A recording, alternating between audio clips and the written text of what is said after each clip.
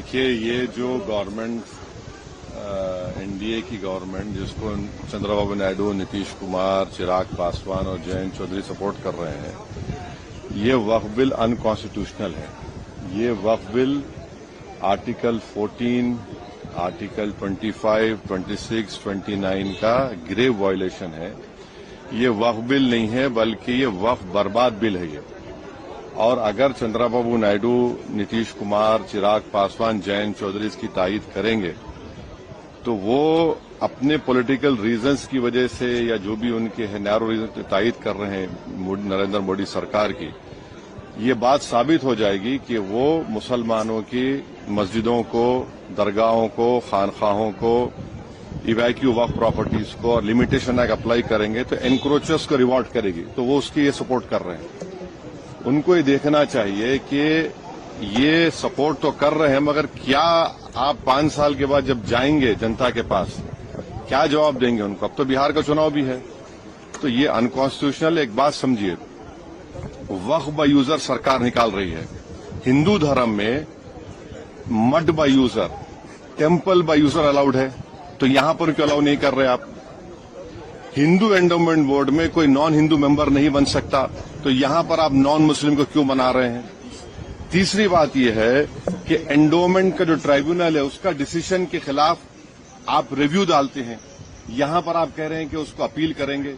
Hindu endowment board में commissioner, कोई भी हिंदू एंडोमेंट कमिश्नर कोई प्रॉपर्टी को डिक्लेयर कर सकता है एज अ हिंदू धर्म की प्रॉपर्टी। कलेक्टर का कोई रोल नहीं हिंदू एंडोमेंट बोर्ड में, क्यों कलेक्टर को लेकर आ रहे हैं आप? तो ये सब जो चीजें कर रहे हैं ना, एक ही मकसद है, मुसलमानों से नफरत और इस देश में हिंदुत्व की आइडियोलॉजी के तहत ये एक प्रोजेक्ट है जिससे मुसलमानों को उनके रिलीजन से दूर करना, रिलीजियस प्रॉपर्टीज को छीन लेना।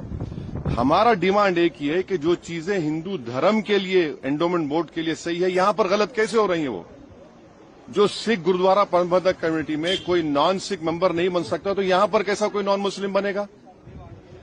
ये बात आपको समझने की जरूरत है। आर्टिकल 25, 26, 29, 14 का ग्रेव वायलेशन है। इनको सोचना चाहिए चंद्रबाबू नायडू को। अभी वक्त है उनके पास है, सोचना चाहिए कि आप क्या बर्बाद करने का पूरा सहूलत दे रहे हैं बीजेपी को आप। Sir, Yogi Adityanath is saying that the Waqf is need of an hour. Any good thing is opposed by Congress and opposition parties alike. See, you are not asking me the full what he said. What he said is that the Waqf board will declare any property as Waqf, right? Does this man he is the chief minister of a largest state of our India? How is a property declared as Waqf? The property is declared as a Waqf on the basis of the survey commissioner report. He is appointed by the state government. He is a senior officer, senior more than the collector. After his report is given that this property is Waqf, the chief secretary of that state issues a gazette notification. On that gazette notification, a property is called a Waqf property. Now, is he saying that the gazette notification UP are all false? How can he say that? When it is a gazette notification of state government, the government is always in a continuous form. He's completely lying. These are all Waqf properties which a gazette notification is issued by the state government. On the basis of the state government, one property becomes a Waqf.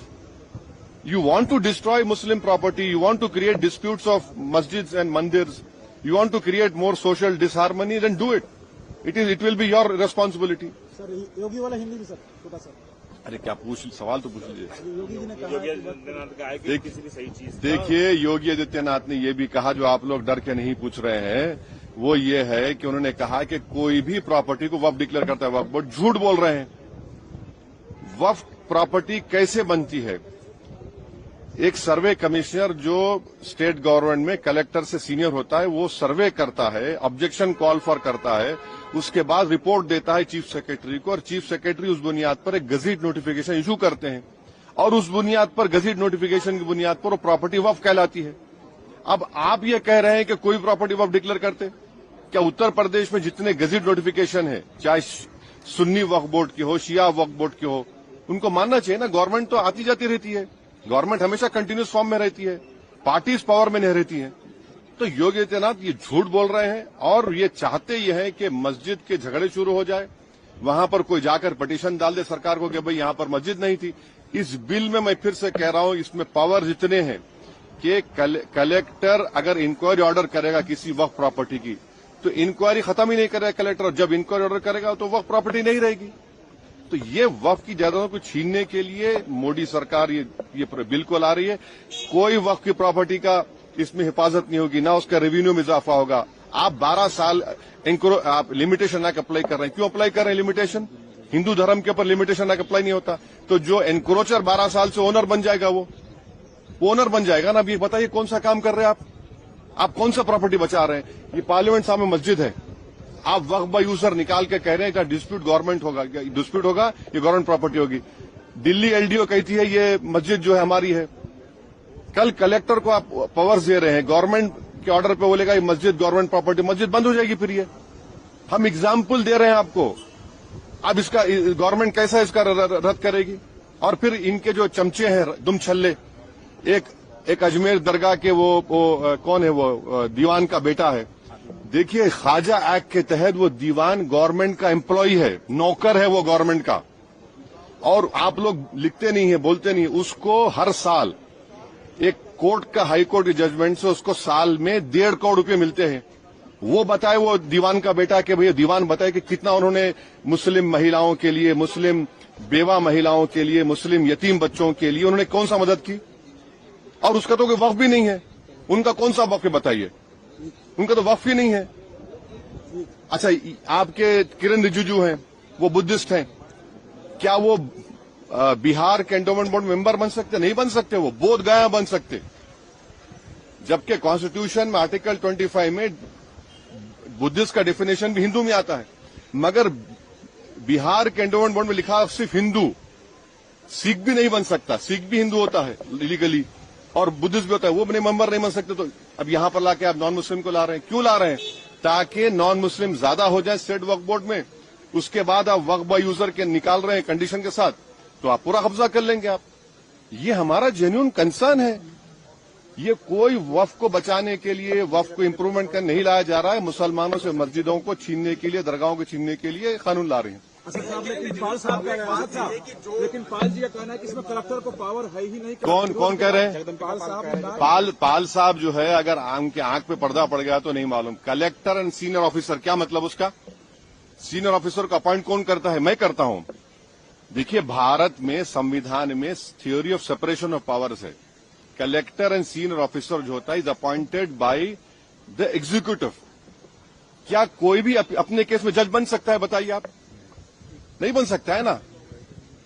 वो बोलते नहीं है सच्चाई। वो उनको मंत्री बनने का इतना शौक है कि बके जा रहा हूं जुनू में, क्या क्या मामला वो है उनका। हम जितने भी पॉइंट्स यहां पर रेस करे हैं, आप जाकर वो बिल उठाकर पढ़िए।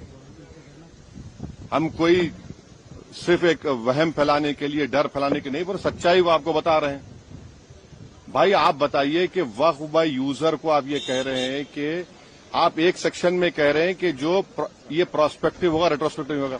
फिर आपने कंडीशन क्यों लगाया कि अगर डिस्प्यूट होगा तो वक्फ बाय यूजर नहीं होगा, और गवर्नमेंट प्रॉपर्टी हो तो वक्फ बाय यूजर नहीं होगा? आज मैं वक्फ बाय यूजर हूं, इस्तेमाल कर रहा हूं चीज को, फर्ज करिए इस चीज को, और आप कल आप कह रहे हैं डिस्प्यूट और गवर्नमेंट प्रॉपर्टी होगा, तो क्या मतलब? फिर तो आपका सेक्शन 36 क्या बोल रहा है? आप उसमें कह रहे हैं कि नहीं कोई जरूरत ही नहीं है, आप कर लीजिए। भाई जो हिंदू धर्म में जो चीजें आप अलाउ कर रहे हैं, वो मुस्लिम धर्म में क्यों नहीं करना चाह रहे आप? हमारा सवाल यही कि बताइए ना, क्यों नहीं करना चाह रहे आप? क्यों नहीं करना चाह रहे? सर, योगी जी कह रहे हैं कि सड़क नमाज पढ़ने की जगह नहीं है। हाँ, सड़क नमाज पढ़ने की जगह। हाँ, तो फिर सुनिए, हेलीकॉप्टर से फूल बरसाना वो अलाउड है। कांवड़ यात्रा चलती है। हाँ, अभी आरएसएस की परेड हुई, रोड पे हो रही है, हवा में उड़ के कर रहे हैं वो लोग। हाँ, उन्होंने कहा कि हिंदू जिस तरह। हाँ, तो हाँ चलिए, हमको रोड पे करने दीजिए। हाँ, अरे हमको भी रोड पे करने दीजिए ना। जब आप कांवड़ यात्रा को इतने दिन चलाते हैं, जब हर धर्म का फेस्टिवल रोड पे होता है और उससे किसी को तकलीफ नहीं है, फिर मुस्लिम धर्म से क्यों तकलीफ हो रही भाई आपको? हाँ, तो हाँ ठीक है, वो कितने लोग उससे कितने लोग जख्मी हुए, कितने लोग मर गए, वो तो नहीं बता रहे हैं ना। ठीक है, अच्छा हुआ भाई, आप महाकुंभ किए, मगर इसका ये मतलब तो नहीं है कि ये इस देश का एक ही रिलीजन होगा। क्या इस देश का एक रिलीजन है? बताइए। इस देश की खूबसूरती उसका प्लुरलिज्म, डाइवर्सिटी है। इस देश का कोई रिलीजन है ही नहीं। ये देश सब रिलीजन को सेलिब्रेट करता है, जो नहीं मानता किसी भगवान अल्लाह को, उसको भी सेलिब्रेट करता है। आप तो एक आइडियोलॉजी की बात कर रहे हैं आप, और वो आइडियोलॉजी आरएसएस की आइडियोलॉजी है जो संविधान से टकराती है।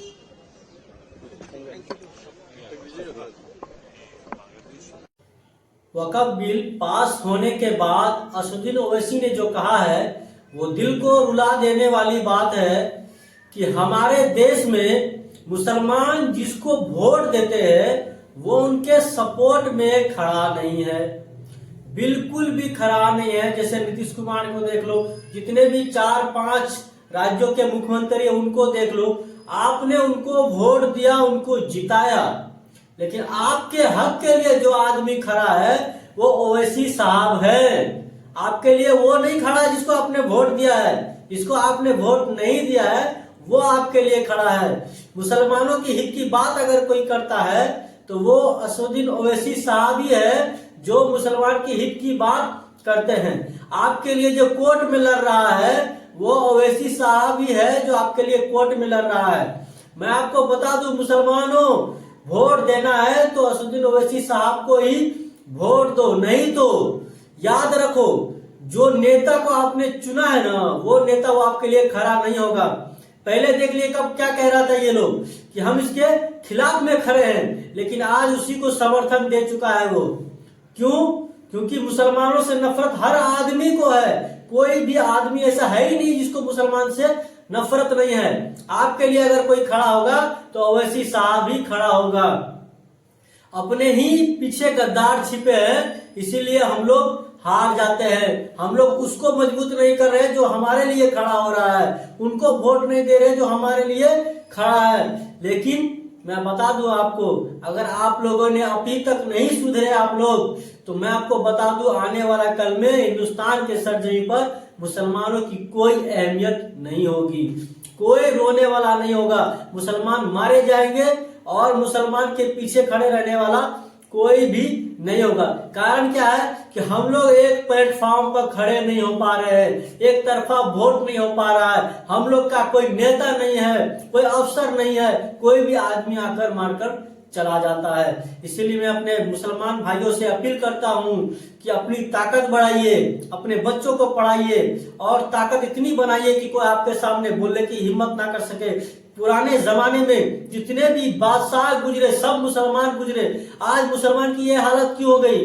क्योंकि वो आप चाय पानी बिस्कुट पे बिकने वाले हो गए हैं, इसीलिए उनकी हालत बद से बदतर होती जा रही है। इसीलिए मैं कह रहा हूं अपने ईमान को मजबूत रखिए, पैसे पे मत बिकिए। पैसा किसी का नहीं है, ऊपर वाले ने पैसा को अहमियत नहीं दिया है, इंसानियत को अहमियत दी है। इसीलिए पैसे पे बिक जाते हैं ये लोग और वोट देते हैं, पैसे पे वोट देते हैं। जब पैसे पे आप वोट दीजिएगा तो आपके लिए कोई खड़ा नहीं होगा, कोई नहीं होने वाला है। अगर आपको मेरी वीडियो अच्छी लगे तो एक लाइक एक सब्सक्राइब करते जाइए।